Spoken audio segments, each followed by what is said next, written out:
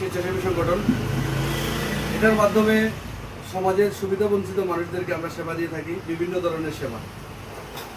আমরা বড় সেবাও দিই, ছোট সেবাও দিই। এর মধ্যে আমাদের ছোট সেবাগুলো বেশি।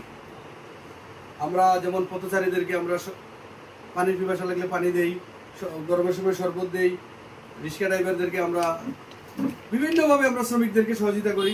আপনারা বিগত দিনে দেখছেন আমরা মে দিবসেও পথচারীদেরকে আমরা শরবত খাওয়াইছি এবং পুলিশের ট্রাফিকরাও করে অতিষ্ঠ হয়ে খাইছি। এরপরে বিভিন্ন দিনে আমাদের এফএস ক্লাব অফ রোজ গার্ডেনের মাধ্যমে আমরা এই বিগত কয়েকদিন আগে এই যে ক্যান্টনমেন্টের এলাকায় আমরা একটা মেয়ের বিয়েতে আমরা মোরগ এবং চাল দিয়েছি। অল্প কিছুদিন আগে জালালপুর একটা মেয়ের বিয়ের জন্য আমরা চাল দিয়েছি। অসহায় আমাদের কাজ হলো এটা। যেমন আমাদের এখানে হলো সার্ভিস, সিটিজেনশিপ, ফেলোশিপ। এই তিনটা কাজ কি? সার্ভিস যেটা, সার্ভিস হলো আপনার সেবা, মানুষের সেবা করা। মানুষের সেবা করার পাশাপাশি আমরা একে অপরের সাথে ফেলোশিপ যেটা বলা হয়, সৌহার্দ্যপূর্ণ সম্পর্ক আচরণ, সেটা করা। এই দুইটা কাজ করলেই আপনি অটোমেটিকলি সুনাগরিক হিসেবে দেশে পরিচিত হবেন।